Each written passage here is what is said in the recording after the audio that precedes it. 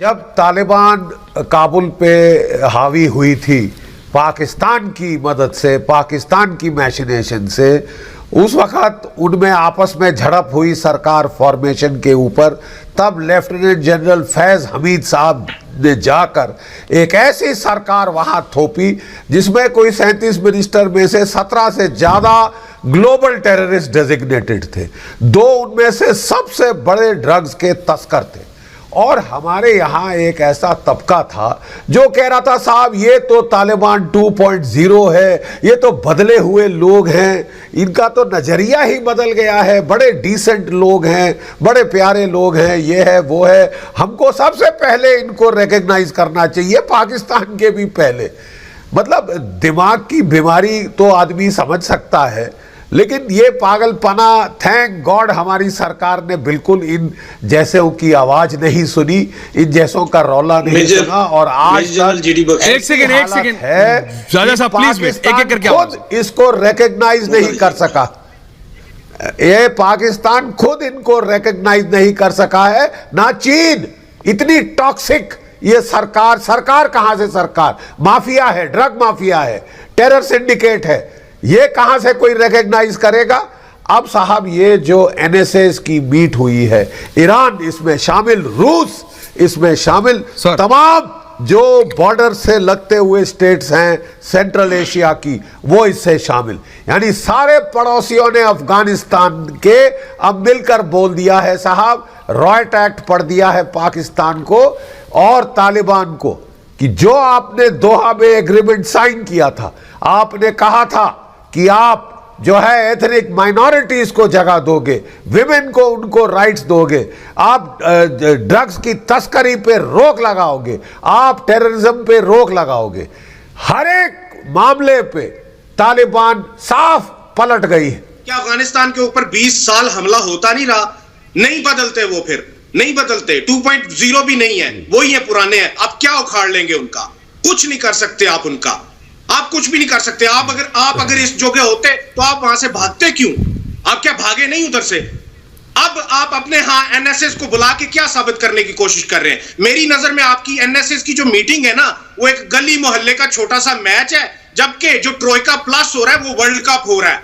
हमारे पाकिस्तान में जो हो रहा है वो वर्ल्ड कप हो रहा है, आपके यहाँ वो गली मोहल्ले का मैच हो रहा है। This is what is happening. हमारे यहाँ कौन है? यूएस। हमारे यहाँ कौन है? चाइना। हमारे यहाँ कौन है? रशिया आया हुआ है। हमारे यहाँ कौन है? तालिबान आके बैठे हुए हैं। हम वो बैठक करवा रहे हैं। आप जो बैठक करवा रहे हैं उसमें तो आप अपने एलाई यूएस को नहीं लेके आ सके।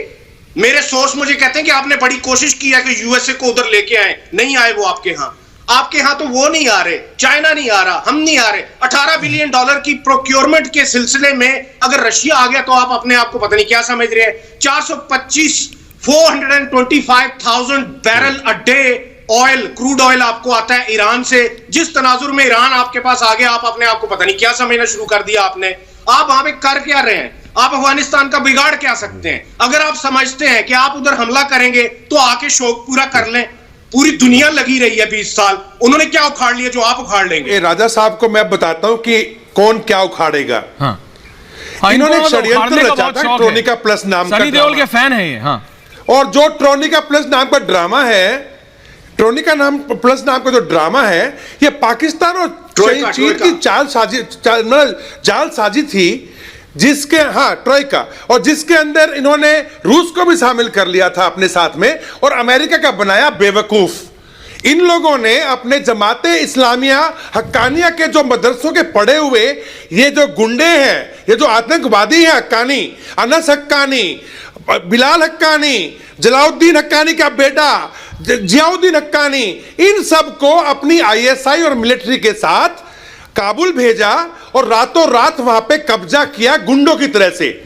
और इन्होंने सोचा कि अब दुनिया इनके पास आएगी, राजा साहब को बोलेगी प्लीज राजा साहब हम अफगानिस्तान से बचाइए, लेकिन इनके पास कोई नहीं आया। उस टाइम पर भी एनएसए अगर आए तो मॉस्को के एनएसए भारत आए, ईरान के एनएसए भारत आए, आपके सऊदी अरेबिया के एनएसए भारत आए, MI6 का हेड भारत आया, आपकी CIA का हेड भारत आया। और डिसाइड मेरे बोलने दीजिए, ये राजा साहब हंसते रहे, ये राजा साहब हंसो मत, हंसो मत, अमेरिका को भी मेरे को वहां से बात भगाया कंप्लीट। है। अरे पूरी भाई दुनिया की सुन लो, आर्मी को हंसो वहां से मत। भगाया है। इसके बाद में अब ये क्या कह रहे हुआ, हैं, अब आगे सुनिए, मदरसे से आगे हमने सुनिए, काम कर दिया। आगे सुनिए। जहां से बचते अब रहे। भारत क्या करने वाला है, बचते रहे कर्नल साहब। अब उखाड़ेंगे राजा साहब तुम्हारा। हमें अफगानिस्तान तो हमारे भाई हैं, कर्नल हम साहब, उखाड़ेंगे पाकिस्तान का। कर रहे हैं हमें। वो कैसे उखाड़ेंगे?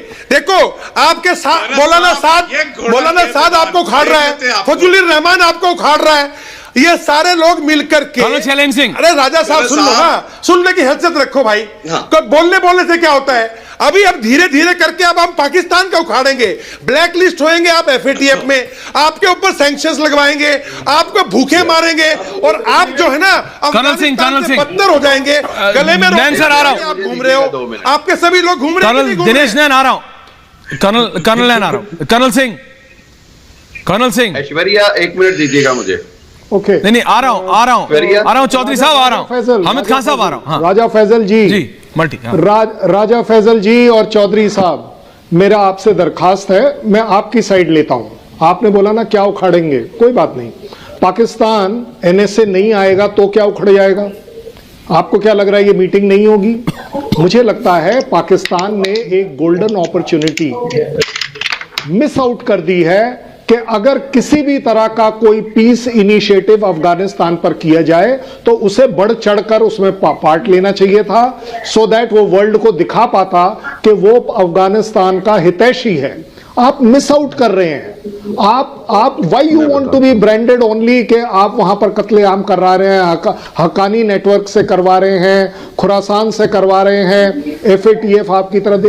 ये सब अवॉइड करने का सबसे अच्छा तरीका जो आपको मौका दिया गया था, और देखिए भारत आपको वो मौका दे रहा था कि आप आइए। आप देखिए, मुझे लगता है आपके कंट्री में जो छोटा सा प्रॉब्लम होता है वो ये होता है, एनएसए अपनी चलाएगा या आर्मी अपनी चलाएगी या आईएसआई अपनी चलाएगा या चाइना अपनी चलाएगा। अफगान मामले पर पाकिस्तान वीक पड़ रहा है अगर आप पीस इनिशिएटिव्स में पार्ट नहीं ले रहे हैं। ये आपका दुर्भाग्य है। आपको एक गोल्डन अपॉर्चुनिटी थी ये जो आपको लेनी। देखिए बाकी सब तो ले रहे हैं, और जहां तक आप राजा साहब की जो अच्छी नॉलेज है कि वो कौन अपने बिजनेस इंटरेस्ट के लिए आ रहा है, मैं तो कहता हूं पाकिस्तान को भी अपना बिजनेस इंटरेस्ट देखना चाहिए। आपको हक है। जवाब देता हूं। आपके यहाँ की इकोनॉमी जो प्रॉब्लम में आई हुई है उसको आप ओवरकम करते हैं जब आप अच्छे रिलेशन रखते हैं। ये आप एक मौका खो रहे हैं। बिल्कुल, मैं ये कहूंगा ऐश्वर्या, मैं ये कहूंगा कि देखें, आप हमारी इकोनॉमी की फिक्र छोड़ दें। एक चीज तो ये है, हमारी इकोनॉमी खुद स्टेबल। सर आपकी इकोनॉमी की फिक्र तो आपके प्रधानमंत्री छोड़ चुके हैं, हम तो छोड़िए। अच्छा, सर आपकी इकोनॉमी की चिंता तो आपके प्रधानमंत्री छोड़ चुके हैं, हम तो बहुत आपके बात। बोलिए राजा साहब, वो समझते हैं मैं क्या कह रहा हूं।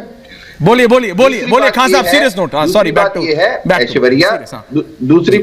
दूसरी बात ये है कि देखें, ये जो आपने एनएसए की जो बैठक लगाई है ना, कपिल जी आ रहा हूं, रिलैक्स कीजिए। हाँ। ये मेरे नजदीक तो क्या, दुनिया के नजदीक ये 0+0 है। पराई शादी में अब्दुल्ला दीवाना से ज्यादा भारत का किरदार नहीं रह गया अफगानिस्तान में भारत इररेलेवेंट हो चुका है। पहले भारत बोलिए, भारत नहीं है, भारत बोलिए पहले।